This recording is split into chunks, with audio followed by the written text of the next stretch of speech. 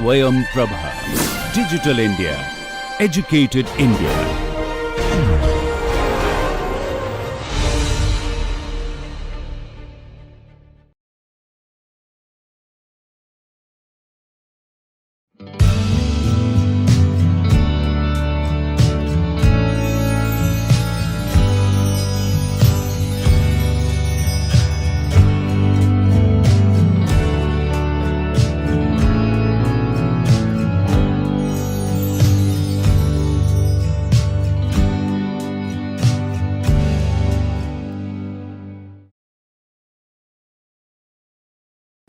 Hello everyone, today I am going to deliver a lecture on welded joint static analysis.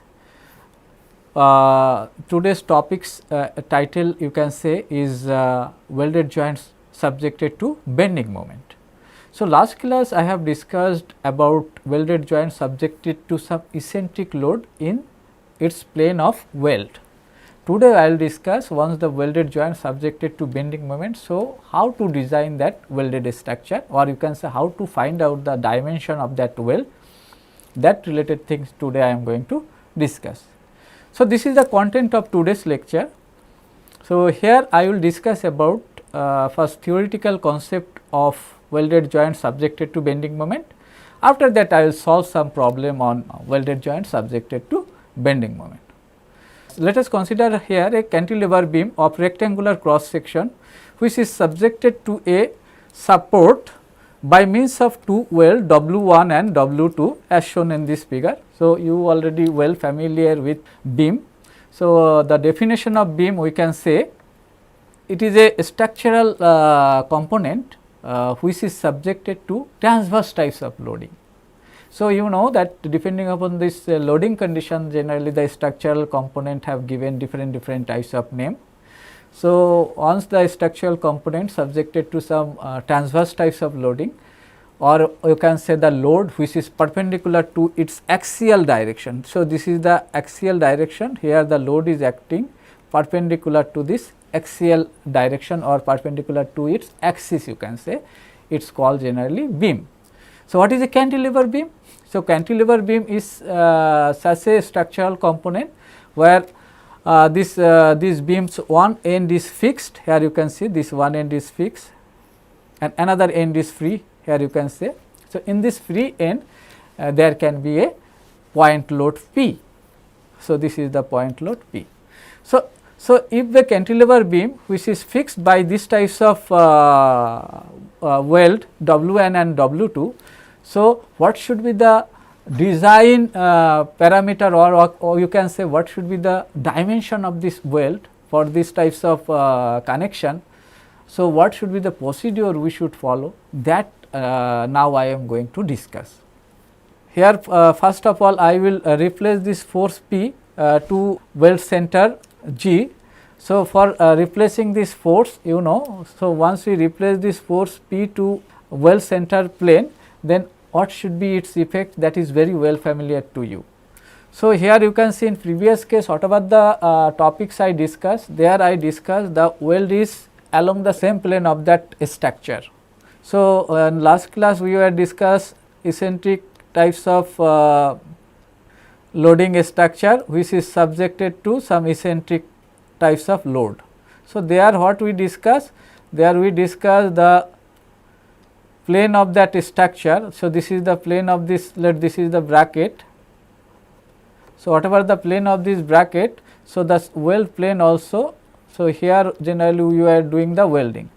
So, plane of this bracket or structure is same as the weld plane, but in this case you can see this plane, the plane of this beam and this plane of this weld is perpendicular to each other, that you can see here. Now, so once we generally see from front side, then generally what happens, we can get the front view of this welded plane. So, this weld plane which I am showing here, this is the weld plane. Now, in this weld plane, once we shift this force P to this weld plane, so in this weld plane, due to this transforming of this force to new position, there will develop a equal magnitude force and same directional force, and there will develop a moment. So, here whatever the moment will develop, that moment is what? That moment is generally bending moment. But in previous case, due to replacing of this force P in case of eccentric types of load in same weld plane. So, in that case whatever the moment it was developing, that was generally torsional types of moment, you can say that was torsional types of moment. So, this was the previous case. So, this torsional moment due to replacing of this force P from this location to center of this G, there was developed a torsional moment MT and there was developed a equal force P once we generally transfer this force from this position to G. So, in previous case we observed that this torsional force try to rotate this bracket, So, due to this torsional effect on this bracket, we know that this torsional moment MT was developing a torsional shear stress. So, this was developing a shear stress. But in this case, whatever the moment is developing due to this transforming of this force from P to its center of the center, or you can say center of this plane of weld. Let us here once we transfer this force to the center of this plane, there will develop a new force P and a moment M, or you can say couple M. This moment will bend this beam or bend this welded structure. So, that is why this couple is called bending moment. So, but previous case in due to the same plane of this moment, that moment was try to rotate that bracket, but here this whatever the couple or moment is developed in this case for this beam problem, this moment will try to bend that beam, not rotate. So, as it is trying to bend that beam, that is why what happens here will develop a normal stress, because it is try to stress or compress that beam element, you can say, because what happens once the beam, you can say here I am just drawing, then it will be more clear to you. Why I am discussing this thing? Because this is required, otherwise you may be confused with this previous case, that is why I am here discussing this thing. So, here you see, so in previous case that weld was in same plane, but here the weld is perpendicular to the plane of this beam, you can say, or you can say it is this its plane is along its cross sectional direction, that you can say. Okay. So, this is generally weld, here the welding is done. So, once we generally apply a force P here, then what happens due to this it is bend like this. So, once this beam is bending, then you can say due to this bending its top fiber is stressed and bottom fiber is generally compressed. So, once we let this is a rectangular cross section. So, once we take the neutral axis of this beam, we are very well familiar with these things. So, if we draw the stress distribution, we know this stress distribution top side is tensile in nature.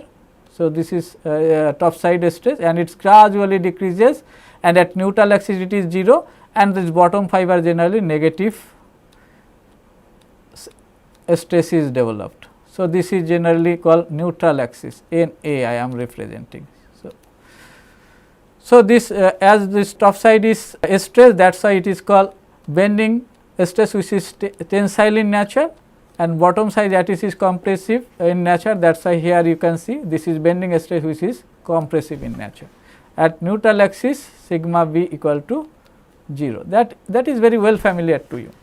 So, these types of stress is generally normal stress. This due to this bending moment, whatever the stress is developed in welded joint, here you can say that stress will be bending stress, not shear stress.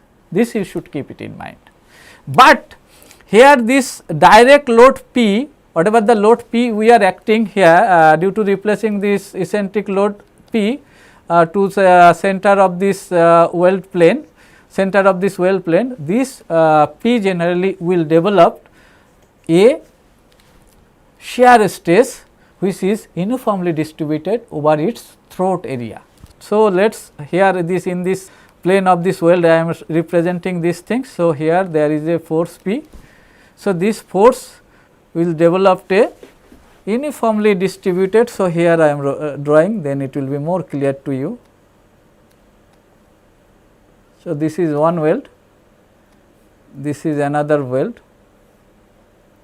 So, this force P once we will transfer from this eccentric position E to its center of this weld plane, then G location, then due to this force P, here there will develop a shear stress which is similar to the previous case. Let this shear stress is acting along its throat area. This is the throat cross section. So, here whatever the T here I am showing, so this T is called throat thickness. So, corresponding to this throat thickness, whatever the cross section area we get, that is called throat cross sectional area. So, due to this direct force P, there will act a stress. Let us consider this stress is uniformly distributed throughout the entire weld throat cross sectional area. So, this is called this tau 1, this is called primary shear stress. This is called primary shear stress. So, first step here I am representing to find out the primary shear stress. So, primary shear stress is tau 1, which is equal to your this load P due to this replacement of eccentric load P to its G, whatever the direct force generate the stress, that is called primary shear stress. So, this primary shear stress is tau 1 equal to your P by your A. So, what is this A? A equal to the total throat cross sectional area, Now, due to this replacement of this force P at the center of this weld plane, there will act a moment that is called bending moment, MB. So, this bending moment, here I am just again drawing this weld plane.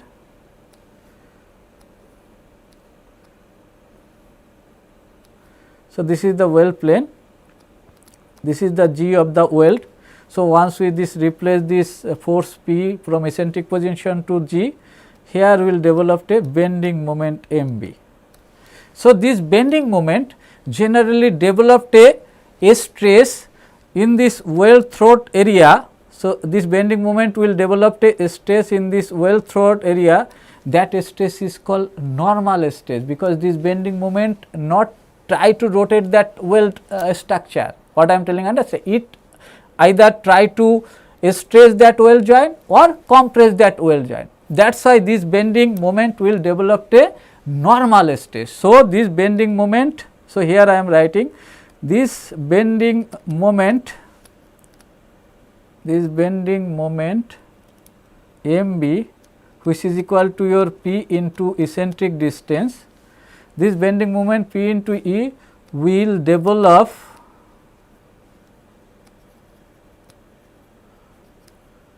a normal stress. This you should keep it in mind, this will develop a normal stress. Let us say we are considering this normal stress will act. So, this will act, here I am writing,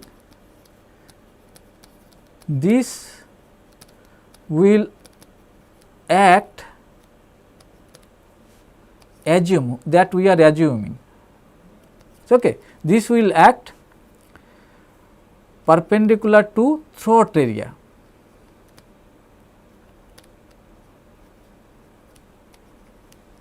to throat cross sectional area. This you should keep it in mind. Now, we know actually, I am not going to derive that relationship, we know from the bending theory. So, here I am writing from bending theory we know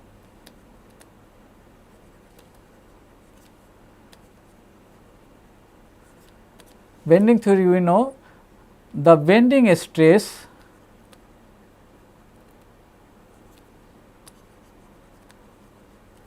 and moment relationship.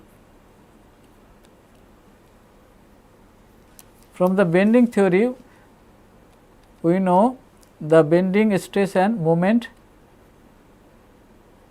relationship. What is this bending theory and moment relationship? This is very well known to you. I am not going to derive these things. We know that sigma by y is equal to your m by I equal to your E by rho. So, here sigma is called bending stress, m is called bending moment or mb you can write, I is called second moment of area along its axial direction. So, here if we consider this is y and this is x axis, so here I will be I x x and E is called Young modulus and rho is called radius of curvature. So, rho is called radius of curvature. So, from this relationship we know sigma b due to this bending moment whatever the normal stress is developed, that is called bending stress. So, this bending stress is equal to we know m b y by I. Okay, here it will be I x x. This you should keep it in mind. So, due to this bending moment whatever the normal stress developed, this normal stress here I am representing m b is equal to sigma b equal to m b y divided by I. So, this I am representing by equation 1. Now, where m b equal to what? Here m b equal to the bending moment or you can say bending couple. So, you can write bending moment because it try to bend that welded joint, that is why it is creating a normal stress. So, this bending moment or you can say couple which is equal to P into E, this way also you can represent. Here now I am going to discuss how to find out this I and how to find out the resultant stress due to this combined effect. Combined effect means due to the effect of this load P and effect of this bending moment M B. Now, let us consider a small elemental area. Here I am just considering a small element, I am just taking out from this welded section. So, if I take this a small element A, let us consider a small element, here I am representing as let us say small element I am representing in terms of A, or let us here I am representing a small element in terms of L. So, in this small element if I take, so what should be the different stress component. So, in this small element if we take, then the state of stress here I am representing little bit bigger way. So, let this is the small element L. So, in this small element there will act a shear stress, that is called primary shear stress. So, let us the primary shear stress which is acting in this small element which is let us tau 1. I am just representing the state of stress of this small element L, and there due to this bending moment there is developed a bending stress sigma b, correct. So, this is the sigma b, this is the state of stress, you can say state of stress, state of stress of any throat cross sectional element, because in any throat cross sectional element there will act a primary shear stress tau 1 and there will act a bending stress sigma b. This bending stress is normal to this element, that you can say. Now, we are very well familiar about this, how to find out the principal stress or you can say maximum shear stress of a particular types of state of stress. This is very well familiar to us. Then also little bit I am explaining here, then it will be more clear to you. Let us consider this is x axis, this is y axis, and we know, let us consider a element, this is a element which is subjected to some biaxial stress sigma y, this is sigma x, this is sigma y, and this is, because I am refreshing your these things actually idea. So, if we take any section, which makes a angle theta with this, so in this plane what should be the normal stress sigma n and what should be the shear stress tau, that we can easily find out. So, because we know this sigma n normal stress at any angle theta with x axis, you can say, because if this is theta, then this also will be theta. So, if this is x axis, so you can say this is also similar to x axis. So, sigma n is very well familiar to us, which is actually sigma x plus sigma y by 2. This relationship we can get from the equation of equilibrium, force equation of equilibrium. So, sigma n you can easily find out. This is very well familiar to you. I am not going to detail about these things. Okay. We know this is cos 2 theta plus, let this shear stress which is acting is tau x y. We know here tau x y sin 2 theta. So, this is this normal stress, and we know the shear stress tau on this inclined plane. So, tau equal to, we know this is equal to your minus sigma x minus sigma y by 2 sin 2 theta plus tau x y cos 2 theta, tau x y cos 2 theta. Now, to find out this maximum normal stress and maximum shear stress, what are the things we used to do? We do generally either sigma n by sigma theta equal to 0. This is used for maximum normal stress for finding out principal stress. This is used for principal stress calculation, and for maximum shear stress calculation, what we used to do? We generally used to do del tau by del theta, which is equal to 0, because these are all very well familiar to you. That is why I am not going to derive all these things. So, if we just here we will use what is the maximum shear stress in this element. So, we are interested to find out what is the maximum shear stress in this welded element. That is why here we will show you how to find out the maximum shear stress in this case. Here we can use maximum principal stress criteria also. If there is providing permissible normal stress, then there we can use maximum principal stress criteria also. So, you know this principal stress by using this condition. We know this principal stress general sigma 1 or sigma 2 equal to your sigma x plus sigma y by 2 plus minus a square root of, this is very well familiar, sigma x minus sigma y by 2 whole square plus tau x y square, correct. Now, to find out this maximum shear stress, once we just derive this shear stress, which I am representing in equation number 2, So, by deriving this equation number 2, once we derivating this thing, what we get? We get minus sigma x minus sigma y by 2, because here we will use this maximum shear stress criteria. That is why I am just little bit showing how to get this maximum shear stress in this types of welding condition. So, sigma x minus sigma y by 2 sin 2 theta will be cos 2 theta into 2 minus tau x y sin 2 theta into 2. So, from here we can get tan 2 theta equal to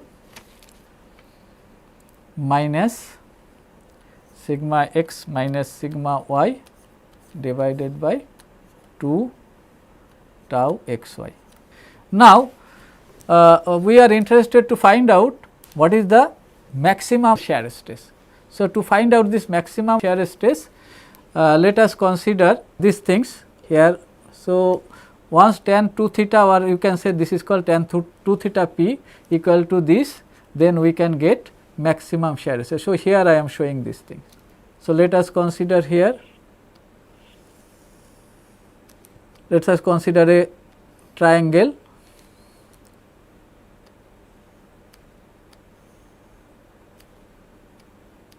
Two theta p I am representing. So, here this is our minus sigma x minus sigma y, and this is our 2 tau x y. So, let this is hypotenuse I am representing is r. So, here r is equal to what? R you can retain as sigma x minus sigma y whole square plus 2 tau x y. Because here little bit a step I am discussing, then it will be more clear to you, that is why I am just showing all these things. So, here we can get what will be the cos 2 theta p. So, cos 2 theta p you can write as this base by hypotenuse. So, 2 tau x y by r, and sin 2 theta p we can say minus sigma x minus sigma y divided by r, correct. Now, if we use this cos 2 theta and sin 2 theta in equation number 2, so this put this in equation number 2, we get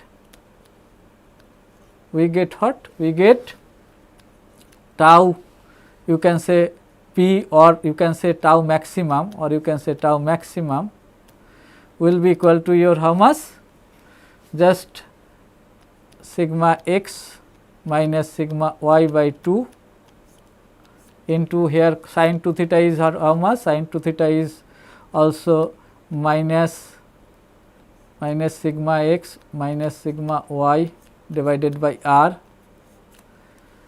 plus tau x y is there, and cos 2 theta also we can easily put. So, cos 2 theta equal to, here we are getting 2 tau x y divided by r. So, what we can get here? We can get here sigma x minus sigma y whole square, okay, divided by 2r plus tau x y square 2 tau x y square divided by r. Okay. Now, from here what we can get? We can get just 1 by 2r I am taking common. So, we are getting sigma x minus sigma y square plus 4 tau x y square, this will be r, or you can say this I am writing here 1 by 2r taking common. So, we know this r value. So, if we put this r value here, so first of all I am taking these things here. So, 2 into r is already I have find out what is the r. R is actually here I have already shown in equation number 3 I am just representing. So, r is in equation number 3, again here I am writing the thing, then it will be more clear to you. So, you can say tau max is equal to 1 by 2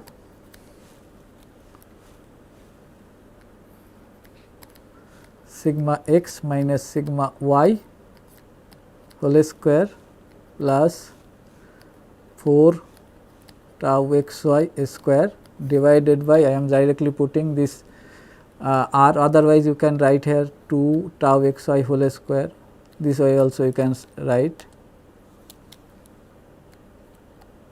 So, r value is given as a square root of sigma x minus sigma y square plus 2 tau x y square. So, if we just do some calculation here, what you can get? You can get 1 by 2 square root of sigma x minus sigma y square plus 2 tau xy whole square. I am multiplying this 1 by 2 inside this root.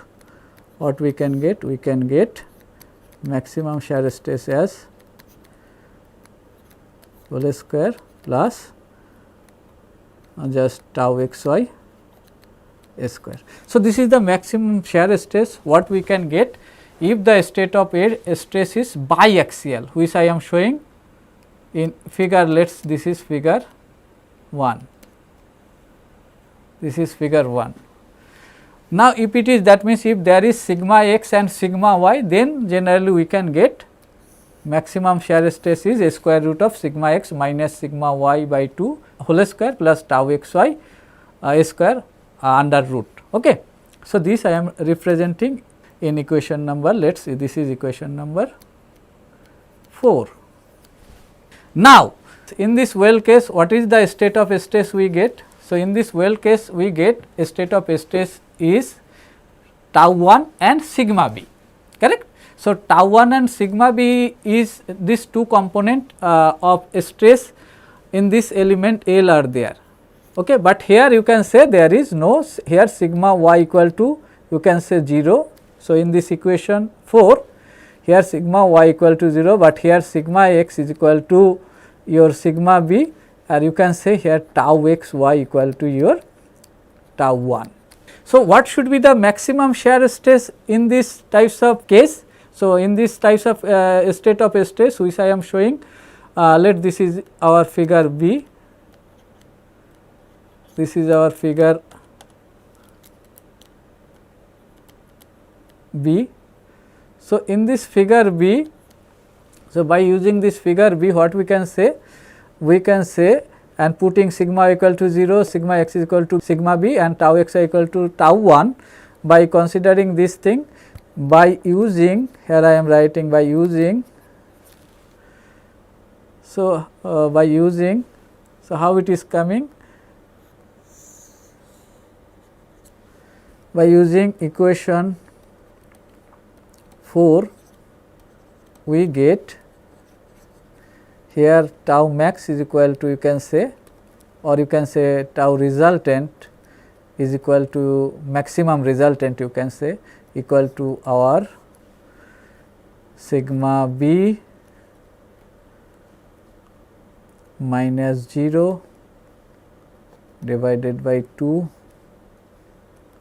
whole square plus tau 1 whole square. So, here we can get as sigma b by 2 whole square plus tau 1 square. So, this way we can easily find out what is the resultant, or you can say maximum shear stress due to this combined effect of bending moment and force P. Okay. So, due to this bending moment and force P in this weld throat of any element of this weld throat, you can say the maximum shear stress, or you can say resultant shear stress will be sigma b by 2 whole square plus tau 1 square. This you should keep it in mind, because this will be required to find out the dimension of the welded joint. Now, here already we find out what? Sigma b already we find as m b y divided by I. So, once this sigma b will be maximum, then generally you can say your resultant, or you can say tau max, this resultant shear stress also will be maximum. So, this already we find as sigma b by 2 square plus tau 1 square, correct. So, this sigma b will be maximum when you can say this y is maximum, because here m b and I is constant. So, once the y is maximum, there generally the sigma b will be maximum. So, here that also you are very well familiar, generally in case of beam cross section,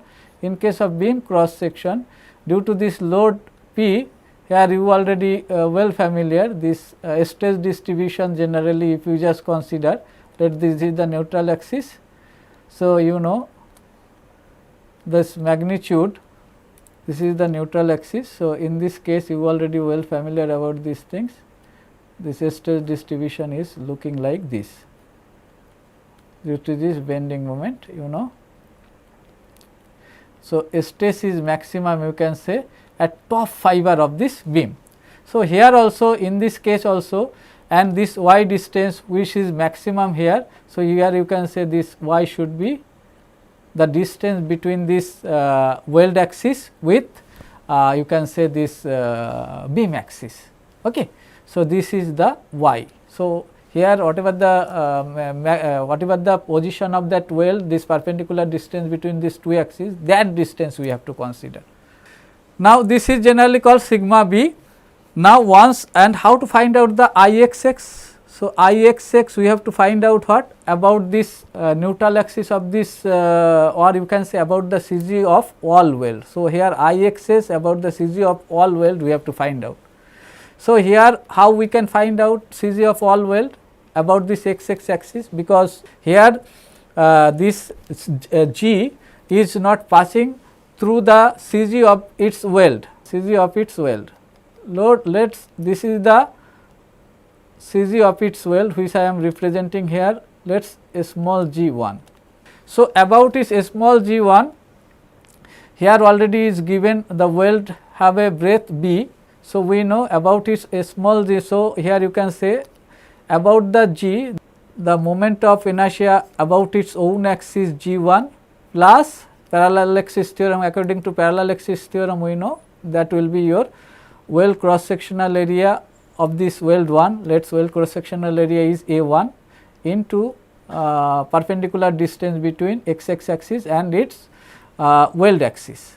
Okay. Here this distance is let us y square, or here this distance is directly we can consider as d by 2 square, correct.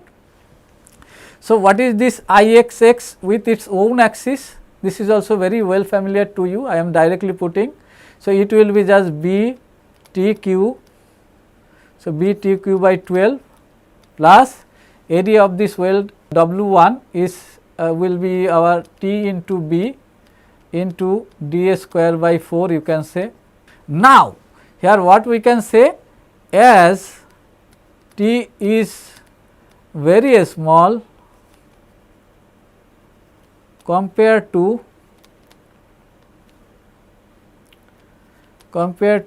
b and d. So, the TQ term we can neglect.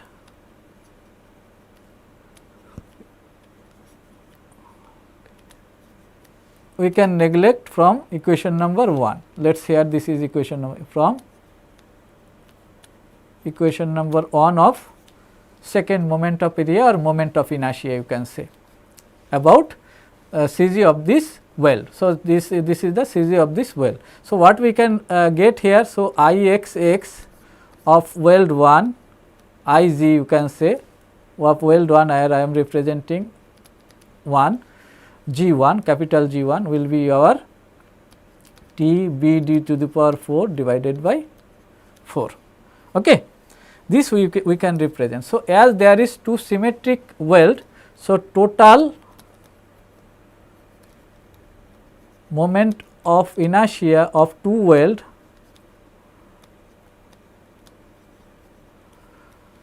welds will be how much here? So, total moment of inertia of two welds will be equal to our 2 into Ixx G1, because two symmetric welds are there. So, we can write here 2 into T b d square, actually this should be d square, d square. So, b d square divided by 4. So, this we can say T into b d square by 2. Now, here one things you can see, this sigma b, here we are neglecting this TQ term. So, here you can see mb y by I xx g, this is g means, so here Ixx g is equal to our Ixx g1 plus Ixx g2, that means all weld moment of inertia. So, here we can write as this is Ixx g. Okay. Now, here one thing you can see, here we are neglecting this term in equation number let us 2. So, we are neglecting this term equal to 0. So, here generally we are reducing this magnitude of this Ixx value, because once we neglect this term BTQ by 12, then we can say this Ixx about g will be little bit lower side.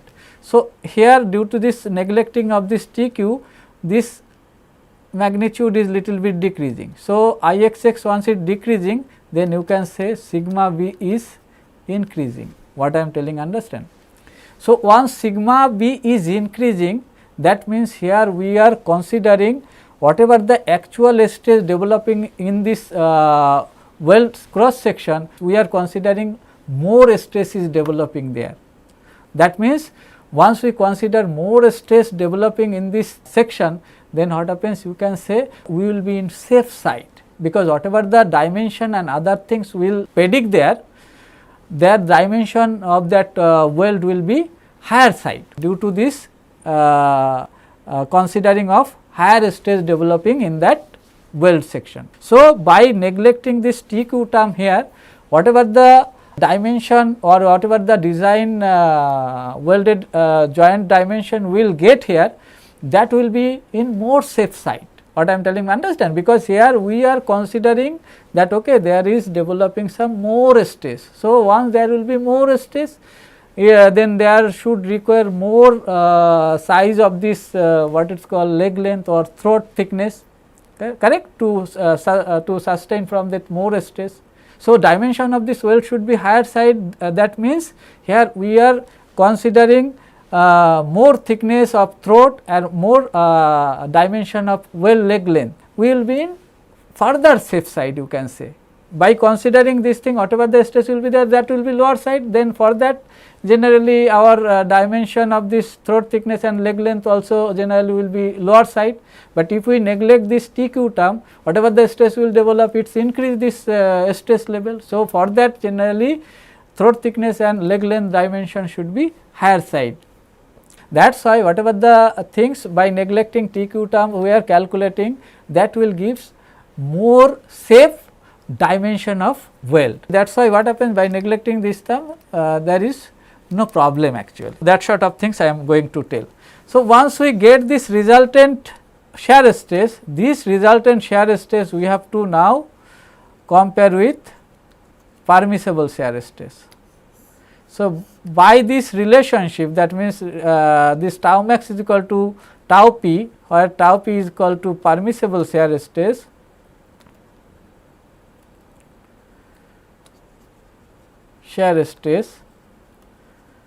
we can easily find out what is the throat thickness and what is the leg length is equal to leg length of the weld. So, this is the procedure once a welded structure subjected to some bending stress. So, next lecture I will discuss some problem related to welded structure or welded joint subjected to some bending moment. Okay. Thank you.